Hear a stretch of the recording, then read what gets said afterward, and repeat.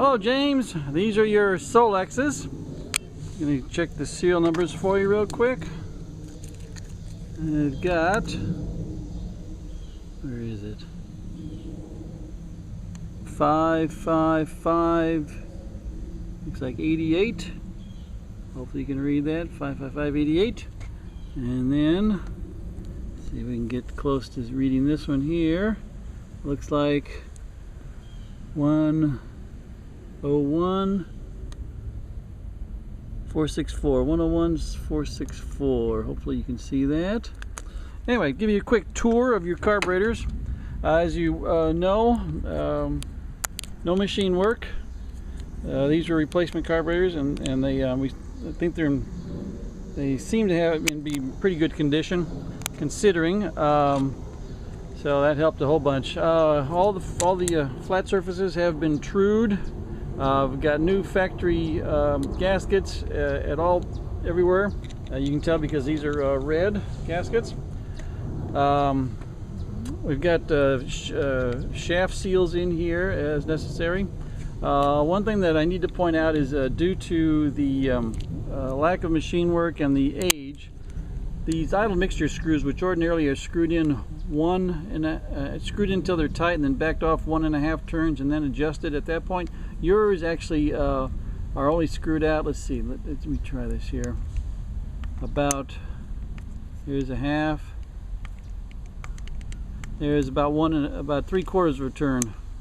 And the reason for that is because of the lack of machine work and the way the carburetors are drawing air. But as long as you know that, and anybody working on the carburetors knows that, then we'll be okay.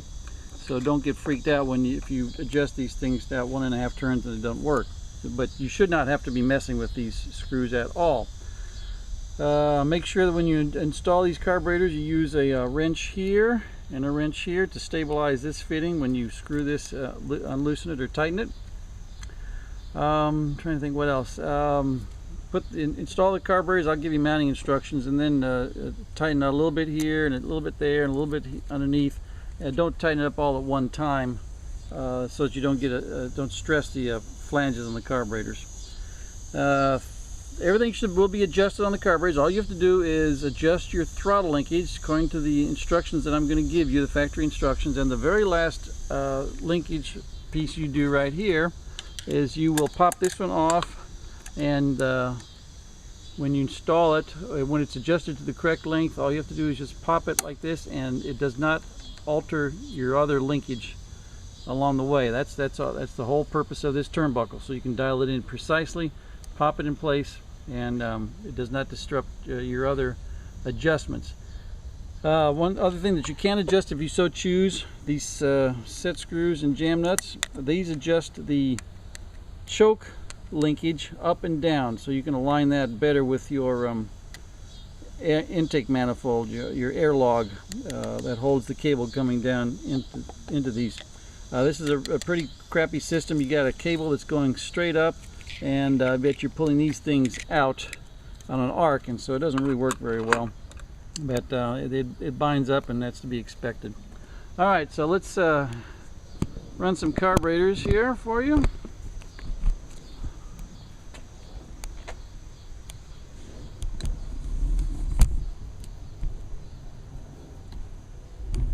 Show you how I adjust them, and these are stone cold, so we'll see how they operate. Okay, switch on, choke. Now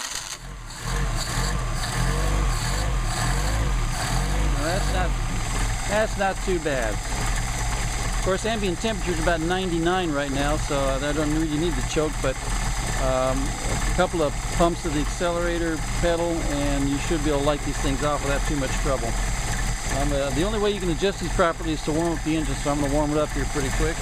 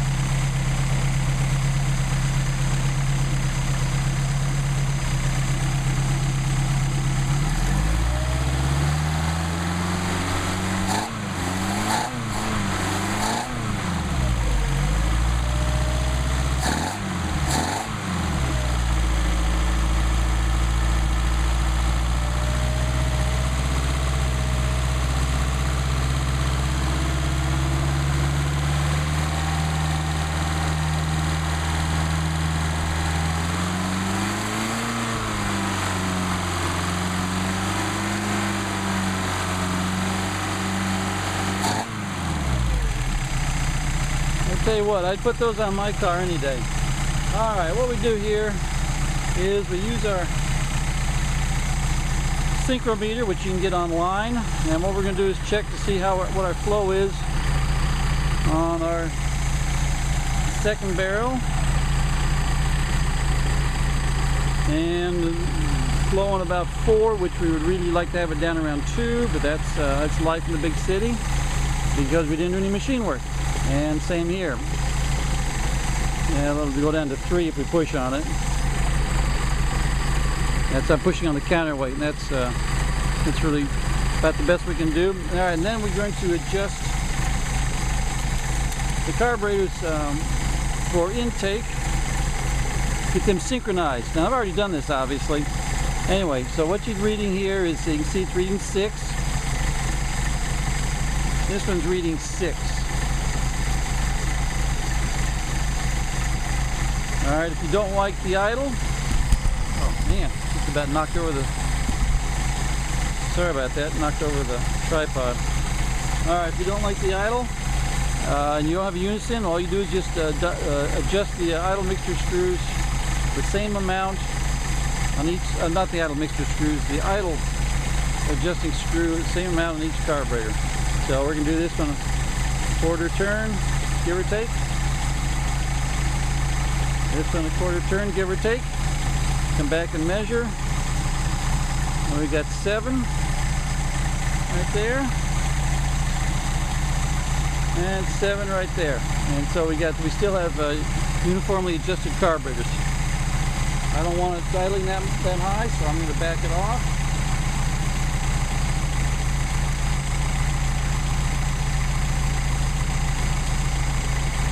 That's 6.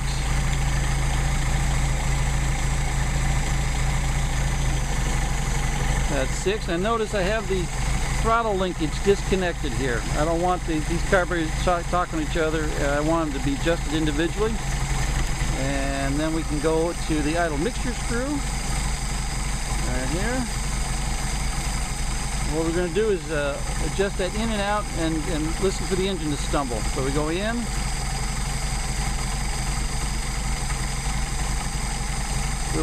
Little stumble, little slow down, back it out. And you hear it getting worse. Go back in where we were. Alright. Let's come over here, do this one.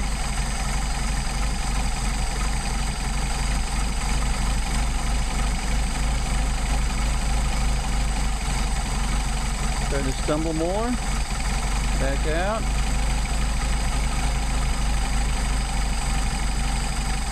Stumbling. Back in. Now you don't have to do this. I'm just showing you how it can be done. But you can do this if you want to on your own engine, just to make sure your carburetor is adjusted exactly to your engine. Now we go back and we will check our airflow. We're still at 6. Still at 6. Once again, we want to install our linkage, have our rod adjusted so that all we have to do is snap it in place. Nothing changed. That's how you adjust your carburetors.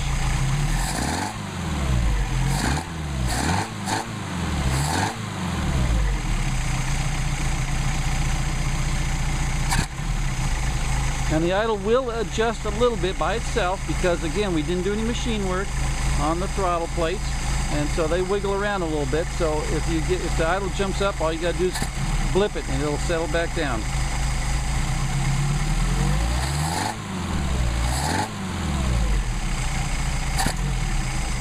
That's it. And we turn them off. Go for a restart. I tell you what, I'd put these on my car anytime.